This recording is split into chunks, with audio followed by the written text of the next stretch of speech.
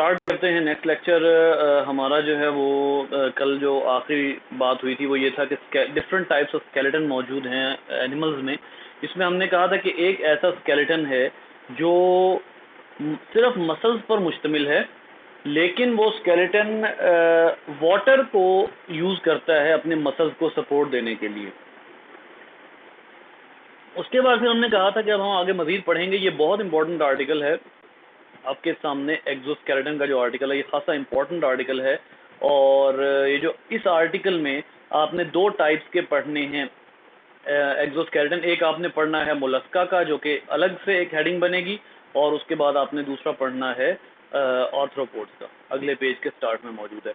याद रखिए कि ये जो मोलस्का और आर्थ्रोपोड्स दो एक्सोस्केलेटन हैं, ये मतलब इस लिहाज से आप जब इनको देखते हैं तो ये बहुत ही अपने जिसको आप कहते हैं ना कि एक है वर्टिब्रेट्स और एक है इनवर्टिब्रेट्स। तो अगर आप इनवर्टिब्रेट्स के हिसाब से देखते हैं तो ये एक ऐसा ज़बरदस्त किस्म का जो है वो है अपना स्केलेटन है जो पूरे इनवर्टिब्रेट में कहीं मौजूद नहीं है। कौन सा? एक्सोस्केलेटन। एक्सोस्केलेटन जैसा स्केलेटन कहीं मौजूद नहीं है। ये बहुत ही मतलब जिसको कहते हैं ना कि एवोल्यूशन में बहुत हाई लेवल पर आता है। और उसके बाद तमाम इनवर्टिब्रेट्स को अगर आप देखते हैं तो उन तमाम इनवर्टिब्रेट्स में जो सबसे स्ट्रॉन्गेस्ट स्केलेटन होता है, जो सबसे स्ट्रॉन्गेस्ट सपोर्ट होती है, वो इनवर्टिब्रेट्स में एक्सोस्केलेटन वालों के पास होती है। इसकी एग्जांपल अगर आप देखें, कभी कभी आपको लगता है जैसे एक्सोस्केलेटन में ऑब्वियसली अगर आर्थ्रोपोड की बात हो रही है तो एक्सोस्केलेटन एंट्स में भी मौजूद होगा, लेकिन जो एंट्स हैं वो तो हल्के से दबाव से जो है वो ख़त्म हो जाती हैं, उनका एक्सोस्केलेटन जो है वो इतना हार्ड नहीं होता। लेकिन अगर आप यही बात करें उनकी ये जो होते हैं हमारे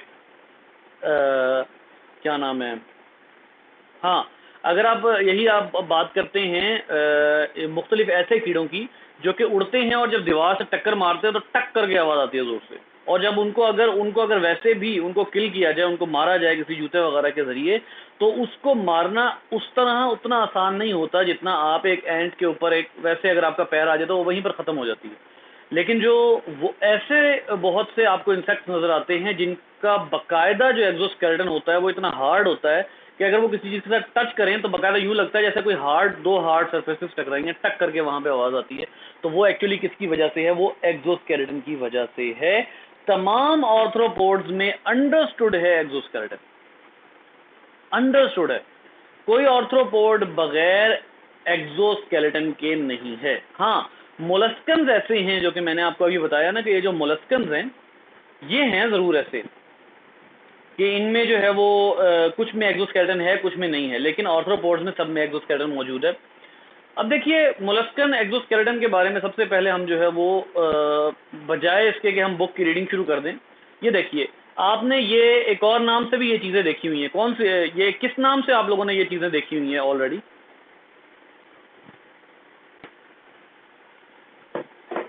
ख़ास तौर पे इस तरह की चीज़ें ये किस नाम से देखी हुई हैं आपने? ये किस नाम से देखी हुई हैं आप? सर स्क्रीन शेयरिंग सही नहीं हो रही है, लैग हुआ हुआ। लैग हुआ हुआ? और सर मुझे तो शो ही नहीं हो रही। मेरा तो लैग हुआ। अब ऐसा तुम्हारा और किसी का लैग हो रहा है? कोई प्रॉब्लम आ रही है वॉइस या स्क्रीन शेयरिंग में? मेरा वो आप बैठे हुए नजर आ रहे हैं। अदील तुम कुछ कह रहे हो? सर मुझे भी नहीं समझ स्क्रीन शेयरिंग नज़र नहीं आ रही। स्क्रीन शेयरिंग नहीं हो रही?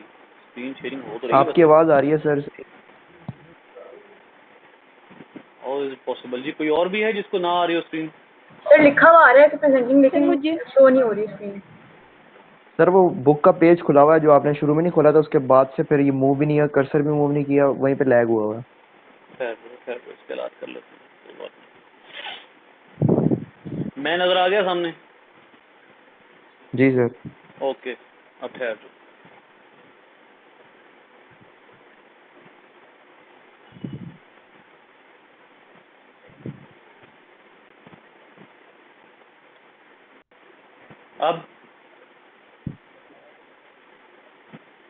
अब हो रही है सर। अब हो गई क्लियर?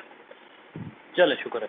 अच्छा जी, अब देखिएगा कि ये जो अब मैंने आप लोगों के सामने ये जो बॉक्स खोला हुआ है, मैं इस बॉक्स की बात करूँगी। इस बॉक्स में जो आपको ये चीज़ें नज़र आ रही हैं, ये आप लोगों ने एक और नाम से भी जो है वो इन चीज़ों को देखा हुआ है। वो क्या नाम होता है इनका, ये जो साहिलों पर मिलती हैं? Shell snails. ये आपने उर्दू में इनका नाम सुना हुआ, सीपियाँ। मुख्तलिफ जानवरों के खौल जो हैं उनको आप सीपियों होते हैं बहुत से, हाँ जी बिल्कुल, शेल्स, और उर्दू में आप इसको जो है वो सीपियाँ कहते हैं। ये एक्चुअली जितने भी ऑर्गेनिजम्स के पास शेल मौजूद है वो तमाम ऑर्गेनिज्म वो जो हैं वो एक्सोस्केलेटन वाले हैं। वो तमाम शेल्स एक्चुअली जो हैं वो एक्सोस्केलेटन है। इसमें आप देख लीजिए, बहुत ही खूबसूरत है ये वाला डायग्राम, ये देखें इस पर, ये बहुत ही प्यारी डायग्राम है। इसी तरीके से ये वाली, जी बेटे किसी का मैसेज आया है? अभी भी वॉइस लैग हो रही है या मुझे अब रिसीव हुआ? अवैस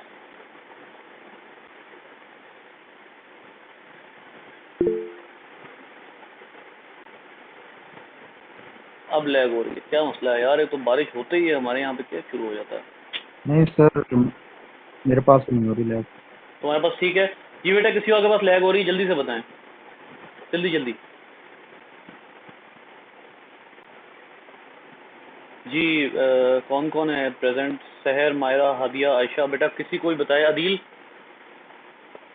नहीं सर, मेरे पास नहीं हो रही। नहीं हो रही? नहीं हो अवैस? रही। नहीं हो रही। अवैस थोड़ा सा ना तुम देखो, अगर कहीं पे है तुम्हारा कोई नेट का इशू तो देख लो उसको, हो सकता है यही प्रॉब्लम है। तो पहले तो वाकई मेरा प्रॉब्लम था, हम सबसे श्योर कर लिया करेंगे। आप लोगों में से जिसका वो है ना बैकग्राउंड क्लियर है, बेशक माइक ऑन कर लें और फ़ौरन मुझे बता दिया करें कि वॉइस प्रॉब्लम कर रही है, ठीक है? इसका बैकग्राउंड क्लियर है। ये देखें, ये भी एक मोलस्कन है। ये जो आपके पास आपके सामने है, मैं इसको मज़ीद प्रॉपर तरीके से आउटलाइन कर देता हूँ। दिस इज़ अ घूंगा यानी स्नेल। इसका जो ये एरिया है ये पूरा एक्सोस्केलेटन है, ठीक है? इसी तरीके से ये उस स्नेल के अंदर का है, उस स्नेल के शेल के अंदर का हिस्सा है, ठीक है? और बहुत ही खूबसूरत एक्सोस्केलेटन, आप देख लें कैसी प्यारी डिज़ाइनिंग हुई हुई है। ये जो मटेरियल है जो स्नेल अपने ऊपर लिए फिरता है, आपको अच्छे तरीके से पता है कि स्नेल सुकड़ के इस शेल के अंदर आ जाता है। So this is the exoskeleton, ठीक है? इसके बाद आ जाइए, और मज़ीद एग्जांपल्स भी इसकी देखी जा सकती हैं। ये देखिए लोगों ने इकट्ठे किए हुए हैं, ये एक्चुअली किसी म्यूज़ियम की तस्वीर है जिसमें बहुत एंशियंट एक्सोस्केलेटन भी इकट्ठे हुए हैं। तो अब एक्सोस्केलेटन जो है, अब अगला सवाल ये पैदा होता है, जो बात है यहाँ पर करने वाली, वो ये है कि जो एक्सोस्केलेटन है उसकी कंपोजिशन क्या होती है। तो अब आइए इसकी कंपोजिशन देखते हैं। जी सबसे पहली बात, it is composed of 2 layers. Layers बाद में देख लेंगे। देखिएगा ये है, यहाँ पे ये पैराग्राफ आपको बता रहा है कि the bulk of exoskeleton is below the epicuticle and is called the procuticle। याद रखिए इसका जो इसमें जो मटेरियल है वो ये है। इट इज़ फर्दर, यहाँ पर सबसे पहले इन्होंने ये लिखा होगा कि कंपोज्ड ऑफ काइटिन। आपको याद होगा काइटिन और किस में होता है? फंजाई में। आपको याद होगा जब आपने फर्स्ट ईयर में 8th चैप्टर में पढ़ा था, एक आर्टिकल आपने पढ़ा था टेक्सोनॉमी स्टेटस ऑफ फंजाई। ये है 8वां चैप्टर और पहला जो आर्टिकल था, सबसे पहला आर्टिकल 8वें चैप्टर के, जहां हेडिंग है उसके बिल्कुल नीचे से ही आर्टिकल शुरू होता था, टेक्सोनॉमी स्टेटस ऑफ फंजाई। वहां पे लिखा हुआ था कि फंजाई एनिमल्स के साथ किस तरह सिमिलर हैं। तो एनिमल्स में भी काइटिन है और फंजाई में भी काइटिन है। ये आप देख सकते हैं यहाँ पर काइटिन मेंशन है, ठीक है? फिर उसके बाद पॉलीसेकेराइड, वो काइटिन की ही प्रॉपर्टी बताई है पॉलीसेकेराइड, ठीक है? सेवरल काइंड्स ऑफ प्रोटीन इसमें मौजूद होती हैं। अच्छा, उसके बाद एक ये वर्ड लिखा हुआ है, ये बड़ा इंपॉर्टेंट वर्ड है। ये क्या है कि it is further hardened by sclerotization. अब ये स्क्लेरोटाइजेशन क्या होता है ये जरा देखिएगा। मुख्तलिफ किस्म की प्रोटीन्स होती हैं इसमें, इसको हम कहते हैं स्क्लेरिन प्रोटीन और केराटिन प्रोटीन। ये हार्ड प्रोटीन्स होती हैं। अब आप इसमें देखिएगा कि ये जो स्क्लेरोटाइजेशन है इसमें क्या हो रहा है कि नंबर 1 तो वो जो एक्सोस्केलेटन है वो कंपोज्ड है काइटिन से, ठीक है? नंबर 1 क्या हो गया?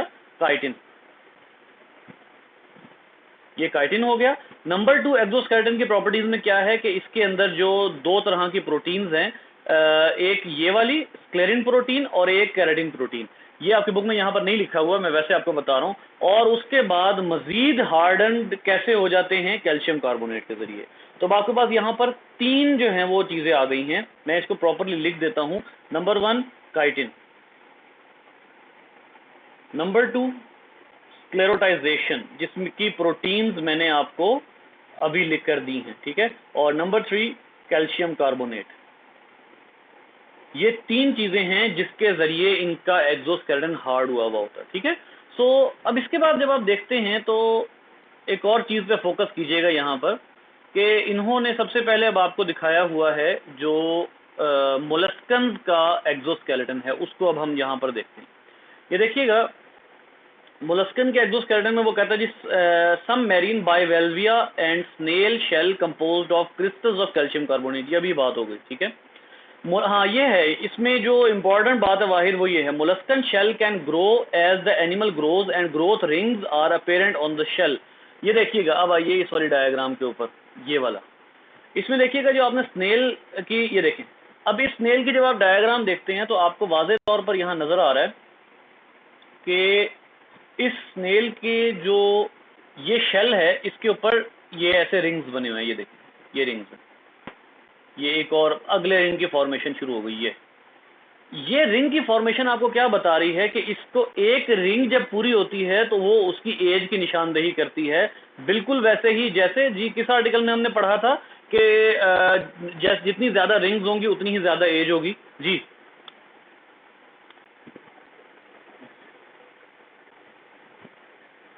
जी बेटा, कौन सा सेकेंडरी आर्टिकल था? ग्रोथ। जी, सिग्निफिकेंस ऑफ सेकेंडरी ग्रोथ में हमने पढ़ा था। जो प्लांट्स हैं उनका जो उनको अगर आप कट करते हैं और तने की जितनी रिंग्स उसके अंदर हैं, वो जितने रिंग्स होंगे वो नंबर ऑफ रिंग्स आपको उसके नंबर ऑफ जो ईयर्स हैं जितने अरसे से वो ग्रो हो रहा है उसका बताएंगे। बिल्कुल ऐसे ही ये जो मोलस्कन एक्सोस्केलेटन है इसका भी यही हिसाब किताब है कि ये जो है ये भी एज का बताएगा। फिर इसी तरीके से इसके अंदर भी ये, अब ये जो है इस तरह का एक्सोस्केलेटन नहीं है कि ये आपको एज का बताए, ठीक है, ये ऐसा नहीं है। मतलब हर एक्सोस्केलेटन का जरूरी नहीं है कि वो आपको एज के मुतालिक बताए, लेकिन ये जो स्नेल का एक्सोस्केलेटन है ये आपको एज के मुतालिक जरूर बताएगा, ठीक है। और इसमें हमने क्या कहा, ये आर्थ्रोपोड जैसा हाई लेवल का एक्सोस्केलेटन तो नहीं है, लेकिन स्टिल ये एक ऐसा एक्सोस्केलेटन है जो आपको जो ऑर्गेनिज्म को प्रोटेक्ट कर सकता है। ये देखें, ये बहुत जबरदस्त इसकी डायग्राम है आपके सामने, ये देख लीजिए। ये पूरे ये जो रिंग्स हैं ये कितनी खूबसूरत रिंग्स हैं, और ये इसकी तकरीबन 5 साल जो है मेरा ख्याल है इसका जो एज है, एज वाइज 5 साल जो है वो इस ऑर्गेनिज्म को हो चुके हैं। सो कहने से मुराद ये है कि ये एक्सोस्केलेटन ऑर्गेनिज्म को कई तरह के जो है वो फ़ायदे देता है। फॉर एग्जांपल अगर हम यहाँ पर इसके बेनिफिट लिखते हैं तो नंबर 1 बेनिफिट इसका बनेगा कि ये प्रोटेक्शन देता है, ठीक है, ओके। लेकिन उसके साथ साथ शेड, थर्ड सवियर डैमेज, कोई एब्रेसिव डैमेज क्या होता है, अगर मैं इसको जो है वो आपको बताऊं तो एब्रेसिव डैमेज जो है वो किसी भी रगड़ की वजह से कोई डैमेज हो जाए अगर बॉडी के ऊपर तो वो होता है। लेकिन इसका एक नुकसान होता है, इसका एक जो है वो डिसएडवांटेज भी है। इसका डिसएडवांटेज ये है कि it is very heavy. So an organism cannot escape from the predator। वो प्रेडिटर से एस्केप होने में उसको देर लगती है, ये इसका डिसएडवांटेज है। और ये जो डिसएडवांटेज है ये ज़्यादातर किन में है, हाँ ये डिसएडवांटेज सारों में नहीं है, मतलब जैसे ऑर्थ्रोपोड में नहीं है ये डिसएडवांटेज, लेकिन ये डिसएडवांटेज जो है वो स्नेल्स में है। स्नेल्स जो हैं वो उनको काफ़ी ज़्यादा इस चीज़ का डिसएडवांटेज होता है कि वो इतना भारी एक्सोस्केलेटन होता है कि उनकी स्पीड उतनी ज़्यादा तेज़ नहीं बन सकती, क्योंकि स्नेल्स जो हैं वो अगर आपको याद हो 10th चैप्टर में, फिर आ रहा हूँ उसी तरफ, 10th चैप्टर अगर आपको याद हो तो 10th चैप्टर में आपने पढ़ा था 3 तरह की आपने क्लासेस पढ़ी थी मोलस्कन्स की। एक था बाइवेल्विया, एक था सेफलोपोडा और एक था गैस्ट्रोपोडा। स्नेल्स किस में आते हैं?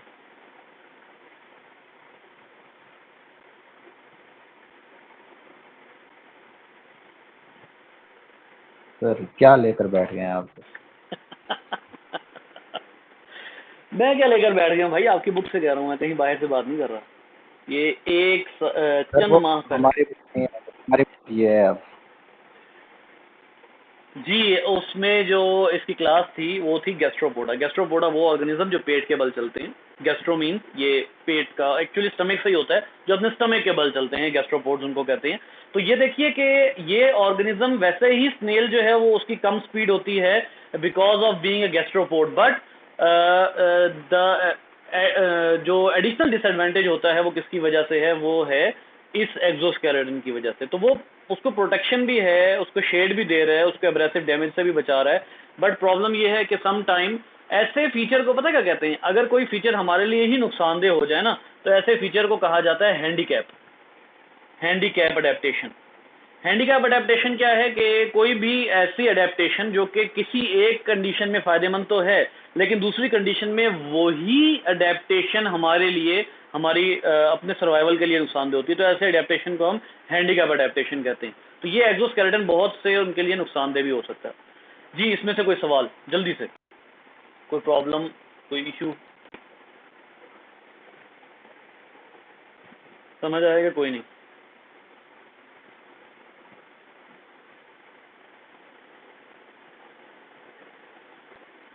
अच्छा, अब ना आगे चलने से पहले हम जो है सबसे पहले देख लेते हैं इसका स्ट्रक्चर कहाँ से कहाँ तक है। ये मैं आपको बता देता हूँ कि ये देखें, ये है यहाँ से यहाँ तक ये, और उसके बाद फिर ये हिस्सा, ये इसका ना टोटल स्ट्रक्चर है। ठीक है, आप जो है वो इस आर्टिकल को डिवाइड कर सकते हैं कि जो इसका टोटल स्ट्रक्चर होता है। एक देखें, एक इसकी हेडिंग बनती है कि इसका स्ट्रक्चर क्या है, लेकिन उससे भी पहले इसकी हेडिंग बनती है केमिकल कंपोजिशन की। तो केमिकल कंपोजिशन की अगर आप बात करते हैं तो केमिकल कंपोजिशन, मैंने अभी आपको क्या बताया कि केमिकल कंपोजिशन जो है वो इधर से इधर तक बनेगी। ये देखें, इधर से इधर तक ये केमिकल कंपोजिशन है, ये इसका स्ट्रक्चर है यहाँ से यहाँ तक। ठीक है, सो अब हम पढ़ लेते हैं कि इसका स्ट्रक्चर क्या होता है। खास तौर पे आर्थ्रोपोड पढ़ने से पहले हम इसका स्ट्रक्चर पढ़ लेते हैं कि जो एक्सोस्केलेटन है उसका स्ट्रक्चर क्या होता है। ये देखिएगा, आपके सामने ये एक डायग्राम है। इस डायग्राम को हम जरा जूम कर लेते हैं ताकि हम इसको अच्छे तरीके से पढ़ लें। ये देखिएगा, अगर एक्सोस्केलेटन को माइक्रोस्कोप में देखें, या एक्सोस्केलेटन को जो है वो कट करके, उसके सेक्शंस कट करके हम इसको माइक्रोस्कोप में देखते हैं, तो हमने बहुत ज़्यादा कॉम्प्लेक्सिटी में नहीं जाना, लेकिन जो है वो एक्सोस्केलेटन जो है वो कहाँ से रिलीज होता है। देखिए, ये एपिडर्मिस है। एपिडर्मिस वो वाली लेयर है कि जिसने रिलीज करना है एक्सोस्केलेटन। यहाँ से लेकर यहाँ तक ये जितना मटेरियल है, दिस इज एक्सोस्केलेटन। ठीक हो गया? इसका मतलब ये है कि इतना तो हमें पता लग गया कि ये एक्सोस्केलेटन है, लेकिन ये रिलीज कहाँ से हो रहा है, ये इसकी स्किन की लेयर है।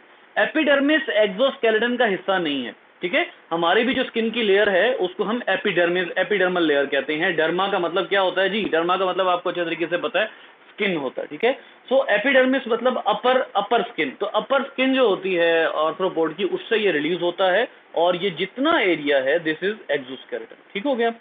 अब इस एक्सोस्केलेटन को डिफरेंट पार्ट्स में डिवाइड किया जाता है। सबसे पहली लेयर होती है जो सबसे बाहर, जो एनवायरनमेंट को एक्सपोज कर रही है, उसको हम कहते हैं, बेटा ये खास तौर पे ये जहन में रखिएगा कि ये जो स्ट्रक्चर है ये आर्थ्रोपोड के एक्सोस्केलेटन का स्ट्रक्चर है। It is not the structure of molluscan. ठीक है, जो मोलस्कन हैं उनका इतना कॉम्प्लेक्स स्ट्रक्चर नहीं होता। देखिए, अब इसकी दो लेयर्स बनती हैं। जो लेयर एनवायरनमेंट को फेस कर रही है दैट इज नोन एज एपिक्यूटिकल। ठीक हो गया? और उसके नीचे दो लेयर्स होती हैं। अगर मैं इसको यहाँ से जो है वो आप लोग क्योंकि पढ़ चुके हैं, यहाँ से इसको मिटा देता हूँ जी। इसकी दो लेयर्स होती हैं एपिक्यूटिकल के नीचे, एक होती है एक्सोक्यूटिकल और एक होती है एंडोक्यूटिकल। इन दोनों को मिला के हम कहते हैं प्रोक्यूटिकल। प्रोक्यूटिकल। ठीक है, तो इसका मतलब ये हुआ कि अगर मैं इसको प्रॉपरली इसकी डिवीजन करूं, यू बना दे भाई, TICL। आपकी बुक में प्रोक्यूटिकल मेंशन है, इस वजह से मुझे जो है यहाँ पर लिखना पड़ रहा है, वरना इन डायग्राम्स में ये इन्होंने मेंशन नहीं किया हुआ प्रोक्यूटिकल को। सो एपिक्यूटिकल, सो अगर आप एक्चुअल डिवीजन की बात करते हैं तो इसकी एक्चुअल डिवीजन बनेगी, नंबर 1 एपिक्यूटिकल और नंबर 2 प्रोक्यूटिकल। प्रोक्यूटिकल जो है उसकी 2 लेयर्स होंगी। पहली लेयर होगी एक्सोक्यूटिकल, जो अभी आपको सामने लेफ्ट साइड पर नजर आ रही है नीचे, और उसकी दूसरी लेयर होगी एंडोक्यूटिकल। तो ये इसका जो है वो ओवरऑल स्ट्रक्चर होगा किसका, आर्थ्रोपोड के एक्सोस्केलेटन का। तो ये देखें, ये आप जो है वो यहां पर देख सकते हैं, एक मिनट रखिएगा, इसको यहां पर रख देते हैं, ठीक है।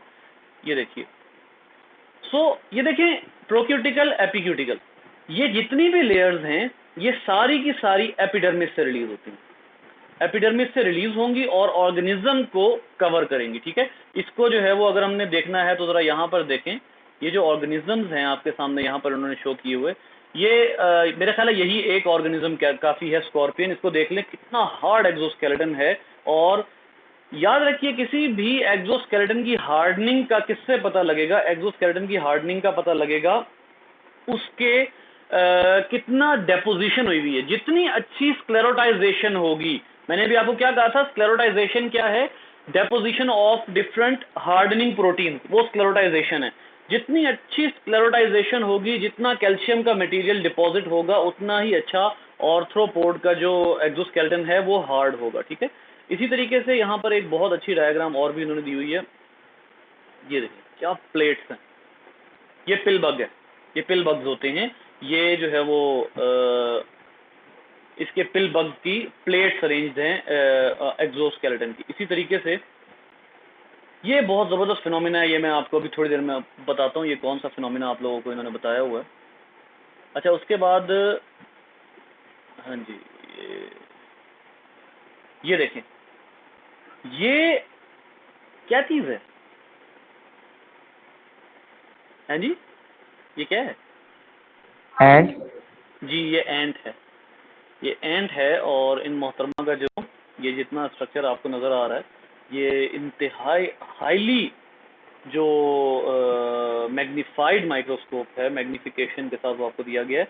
ये सारे इसके, अब आप इन पॉइंट्स पर गौर करें, ये देखें, ये और ये, बल्कि मैं इसके एरोज बना देता हूँ, ये वाला पॉइंट और इसको, इन पॉइंट्स पर गौर करें। ये बकायदा एक्सोस्केलेटन के अंदर बिल्कुल उस तरह बना हुआ जैसे हमारे जॉइंट्स नहीं होते, ये देखें, ये जॉइंट, ठीक है। तो ये जो स्ट्रक्चर है, आपने आर्थ्रोपोड का मतलब आपको पता है ना, जॉइंटेड फीट। तो ये बकायदा आर्थ्रोपोड का जो स्ट्रक्चर बनता है वो इसीलिए जॉइंटेड फीट बनते हैं, क्योंकि इनके पास एक्सोस्केलेटन होता है, वरना एक्सोस्केलेटन भी पॉसिबल ना होता, ठीक है। इसी तरीके से आप देखें, सॉरी, ये देखिएगा, ये एक और डायग्राम इन्होंने यहाँ पर दी हुई है, ये देखिए।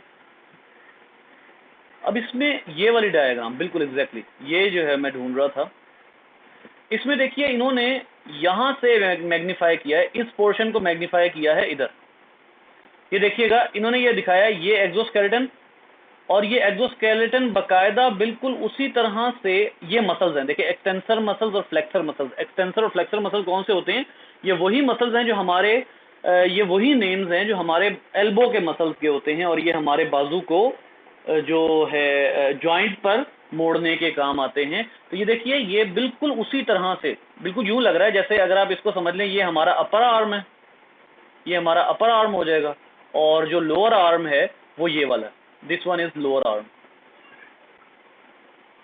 ये लोअर आर्म है, ठीक है। तो इसका मसल जुड़ा हुआ है इसके साथ। अब अगर आपने लोअर आर्म को मोड़ना है तो आप अपर आर्म के साथ उसको जो है वो अटैच करेंगे, ताकि उसका मसल लोअर आर्म और अपर आर्म के दरमियान में, तो ये देख लें ये वाला जो मसल है ये अपर आर्म के साथ और लोअर आर्म की हड्डी के साथ जुड़ा हुआ है, और ये इजीली एक्सोस्केलेटन को मूव कर रहा है। तो ये जो एक्सोस्केलेटन है उसका ये फायदा है कि वो इसको क्या प्रोवाइड कर रहा है, साथ साथ लेग्स की फॉर्मेशन भी है और जॉइंट्स की फॉर्मेशन भी जो है वो एक्सोस्केलेटन की वजह से, और सिर्फ इसी वजह से हम इनको आर्थ्रोपोड्स कहते हैं, just due to this reason हम इनको आर्थ्रोपोड्स कहते हैं, क्योंकि इनमें पूरा एक्सोस्केलेटन जो है वो जॉइंट्स बनाने के जो है वो के लिए हेल्प करता है। जी बच्चे, समझ आया?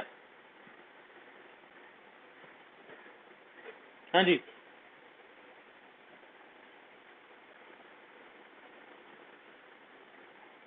लेयर समझ आ गई?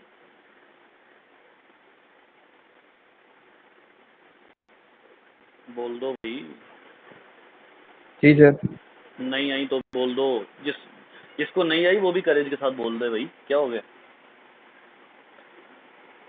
अच्छा जी, ये नो सर, अच्छा ये नो सर उस वक्त का है जब वो वॉइस लैग कर रही थी मायरा का। और कोई?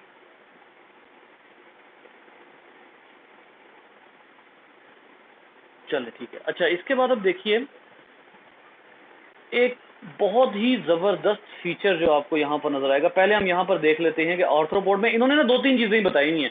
एक तो इन्होंने बताया हुआ है कि the invagination of exoskeleton forms firm ridges and bars for muscle attachment. वो आपको मैंने जो अभी डायग्राम दिखाई थी ना जिसमें मसल अटैच हो रहे थे, इसमें ये वाली डायग्राम, इसको जरा दोबारा देखें हम, रिजिज एंड बार्स, ठीक है। ये इस डायग्राम को हम देखते हैं। आजा भैया आजा, आजा भैया आजा। ये रिज है, ये रिज क्या कहते हैं, उठान को, ठीक है। और ये बार, इनकी जो अटैचमेंट है ना इस रिज की और इस बार की, ये इस मसल को एक्सोस्केलेटन को मूव करने के काबिल बना रही है, ठीक है। ये रिज अगर ना हो, यहां पर जो रिज मौजूद है मैं इसको मार्क कर देता हूं, ये इधर की बात कर रहा हूं मैं, ये रिज अगर ना हो तो मसल की अटैचमेंट पॉसिबल ना हो और आप इस मसल के जरिए इस बोन को इस तरफ को मूव ना कर सकें। एक्चुअली मकसद यही है कि आप इस मसल को यूज करते हुए इस बोन को इसके ऊपर उठाएंगे, तो वो इस रिज के जरिए मसल जुड़ा हुआ होगा तो ही जो लेग है वो इस तरफ मूव करेगी। तो ये इन्होंने एक चीज इसके बारे में बताई हुई है। उसके अलावा क्या है देख लेते हैं आपकी बुक के अंदर। वो कहता है कि exoskeleton are thin, soft and flexible at joints, consequently joints move very easily, ठीक है। Other modifications of exoskeleton include sensory receptor called sensilla. ये जो अभी एंट में हमने देखा था ना सेंसिला, जो मैंने आपको बताया था कि यहां से ज्वाइन होती है एंट की वो इसमें, सॉरी ये वाला नहीं, एंट वाली डायग्राम, ये सेंसिला है, ये वाले जितने भी हैं ये सेंसिला हैं, ये पूरा स्ट्रक्चर, और इसके लिए यहां पर ज्वाइंट बना हुआ है। तो ये भी एक्सोस्केलेटन की वजह से ही ज्वाइंट बना हुआ है, जिसके जरिए सेंसिला और इन सेंसरी ऑर्गन्स की जो अटैचमेंट है वो पॉसिबल हुई है। अब देखिए एक बात है यहाँ पर, ये सारा जो है ये आर्थ्रोपोड का हो गया, और एंड पे आके इन्होंने मकसद बता दिया है कि exoskeleton in arthropoda protects animals against their enemies and rough environment, also protects from drawing. अच्छा ये इनको ड्राई होने से कैसे रोक सकता है जी, कोई बताएगा जल्दी से जल्दी से।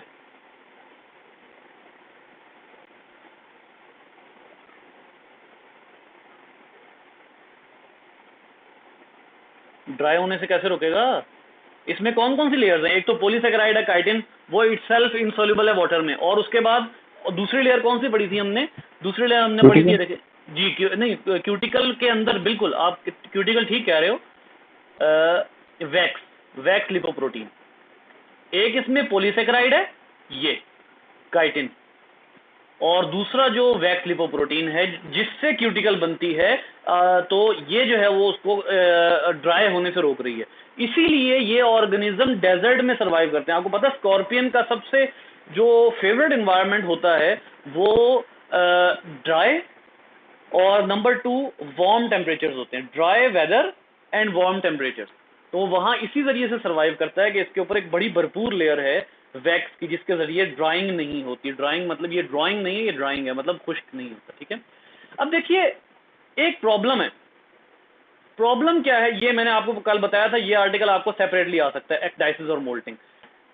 प्रॉब्लम क्या है भाई कि एक्सोस्केलेटन सम टाइम, मैंने आपको क्या बताया, हैंडीकैप हो जाता है। एक्सोस्केलेटन हैंडीकैप कैसे होता है आपको अच्छे तरीके से पता है कि अगर कोई ऑर्गेनिज्म जो है वो ग्रो करना चाह रहा है, हैंडीकैप तो उनमें था ना मोलस्कन्स में, अगर एक आर्थ्रोपोड ग्रो करना चाह रहा है, सबसे पहले तो आप ये इस बात को क्लियर करें कि एक्सोस्केलेटन का मतलब क्या है। एक्सोस्केलेटन का मतलब है ऐसा स्केलेटन जो मसल से बाहर है। हमारा स्केलेटन मसल से अंदर है, ठीक है, लेकिन जो आर्थ्रोपोड है इनका जो स्केलेटन है वो मसल से बाहर है। अब मसल से बाहर होने का क्या नुकसान है? मसल से बाहर होने का नुकसान ये है, हमारी बॉडी जो है उसमें बोन्स के साथ साथ और क्या डिवेलप होता है, मसल भी डिवेलप होते हैं ना। बोन्स के साथ साथ हमारी बॉडी में मसल्स भी डिवेलप होते हैं, तो ही हम जो है वो अपना बॉडी साइज में इंक्रीज होते हैं। लेकिन इनका एक्सोस्केलेटन हमारे स्केलेटन की तरह बड़ा नहीं होता। एक्सोस्केलेटन का एक साइज फिक्स्ड होता है, मैं दोबारा बताता हूं, एक्सोस्केलेटन का एक साइज फिक्स्ड होता है, ठीक है। वो जो एक्सोस्केलेटन का, ये आर्थ्रोपोड की बात हो रही है, मोलस्कन की बात नहीं हो रही। एक्सोस्केलेटन का साइज फिक्स है, अंदर से मसल ग्रो हो रहे हैं। अब मुझे बताइए कि क्या मसल बगैर एक्सोस्केलेटन को रिमूव किए ग्रो हो सकते हैं? मैंने आपको अभी बताया एक्सोस्केलेटन ने नहीं बढ़ना, एक्सोस्केलेटन जो बन गया सो बन गया, उसने बढ़ना नहीं है। बढ़ना किन्होंने है? मसल्स ने बढ़ना है, बॉडी साइज ने बढ़ना है। एक्सोस्केलेटन मजीद नहीं बढ़ता, जो बॉक्स उसका बना दिया गया सो बना दिया गया।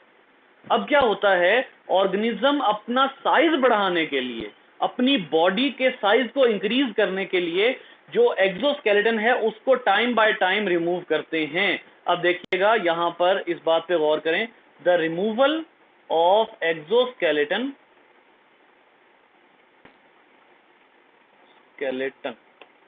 to obtain the required adult body size is known as ecdysis और मोल्टिंग। वो फिनोमिना जिसमें कोई भी आर्थ्रोपोड अपना एक्सोस्केलेटन रिमूव कर देता है, किस लिए? ताकि उसकी बॉडी साइज में ग्रो हो सके, वो फिनोमिना एक्डाइसिस या मोल्टिंग कहलाता है, ठीक है। अब ये जो चीज है ये बहुत ही इंपॉर्टेंट चीज है और इसको अब हम यहां पर देखते हैं। बड़ी ही मुख्तसर सी है लेकिन बहुत इंपॉर्टेंट। ये देखिएगा, इसी डायग्राम पे दोबारा आते हैं।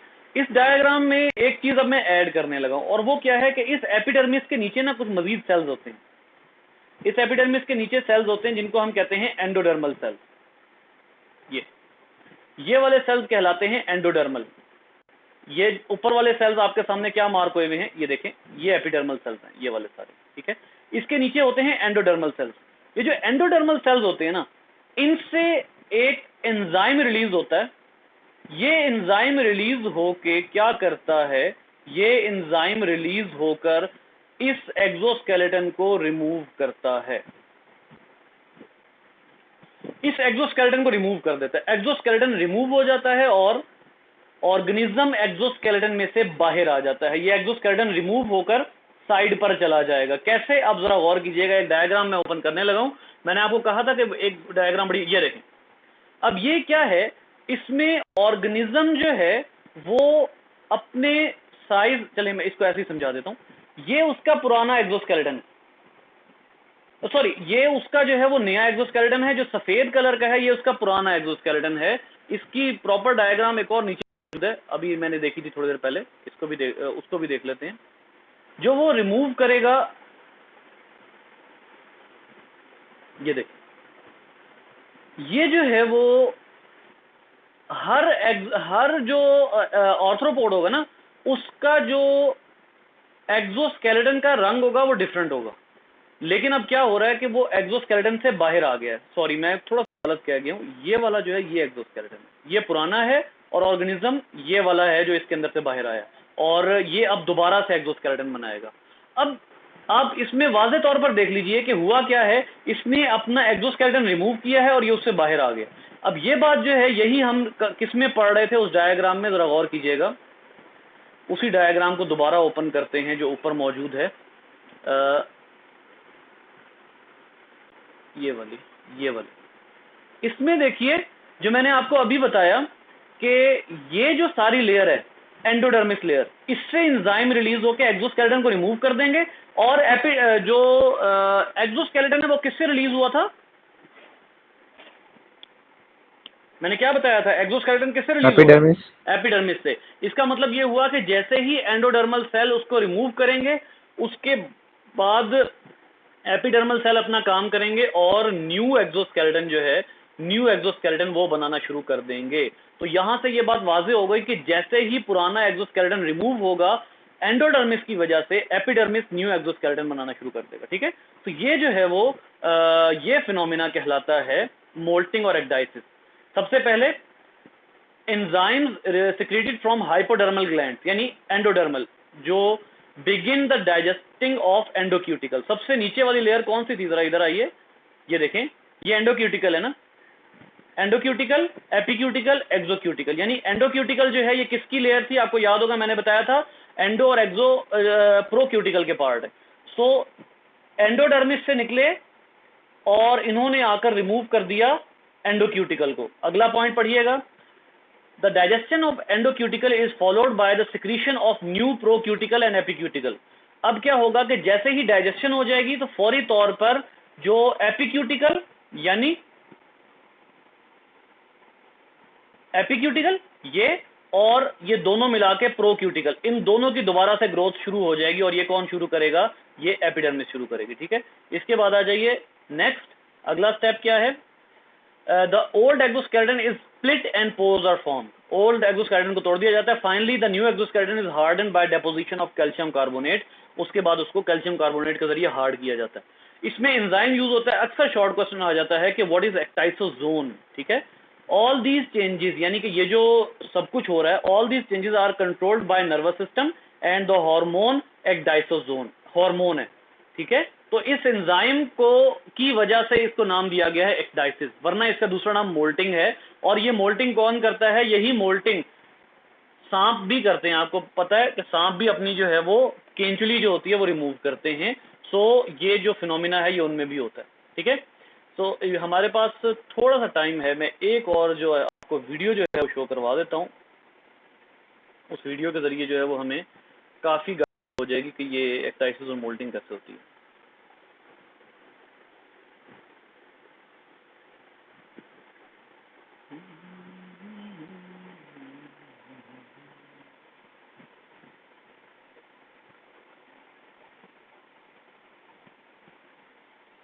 इंटरनेट स्पीड जो है ना वो जवाब दे रही है।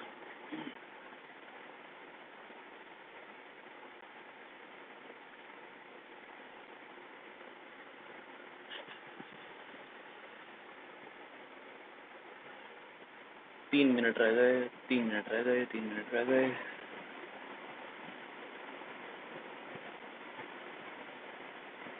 ये डायग्राम अच्छी है इसमें ना, ये वाली जो वीडियो है ना इसमें ज़रा ज़्यादा बेहतर बताया हुआ है इन्होंने।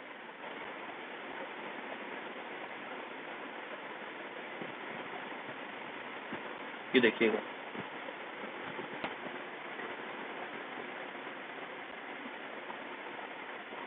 आप लोगों को आवाज़ आ रही है? हैं? No sir, no. हाँ, मुझे भी नहीं आ रही, पता नहीं क्या। चलो खैर छोड़ो, इसको देखें। ये इसके एक्सोस्केलेटन में पोर्स वगैरह जो फॉर्म हो रहे हैं ना, ये देखें, ये आहिस्ता आहिस्ता एक्सोस्केलेटन इसका ब्रेक हो रहा है। देख लीजिए, सारी जो ऊपर की लेयर है वो रिमूव होती जा रही है। ऊपर की ये देखें, जितनी वो प्लेट्स हैं, प्लेट्स देखें कैसे खूबसूरत हैं, उनमें से जो है वो ऑर्गेनिज्म अब बाहर आ रहा है।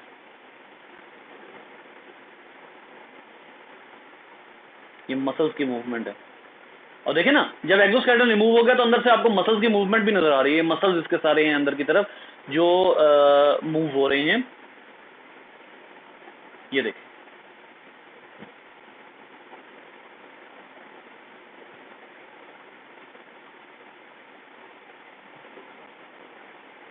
ये जो इसका फास्ट फॉरवर्ड दिखाएंगे अभी, ये देखिए फास्ट फॉरवर्ड में आपको जो है वो ज़्यादा क्लियर नजर आएगा।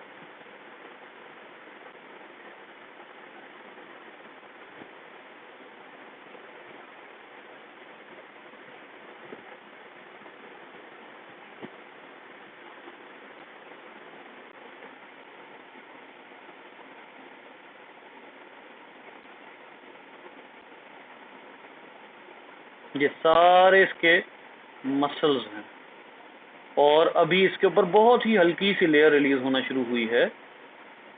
जो अगला जो एक्सोस्केलेटन है, ये देख ले, इसका एक्सोस्केलेटन अलग है और ये ऑर्गेनिज्म अलग है वाइट कलर का। हर ऑर्गेनिज्म जरूरी नहीं है कि वो वाइटिश ही हो, बट ये जो है ये वाइट कलर का ऑर्गेनिज्म सामने आ गया। जी बेटा, अगली क्लास इन्होंने अटेंड करनी है वो फटाफट लीव कर सकते हैं, नो इशू।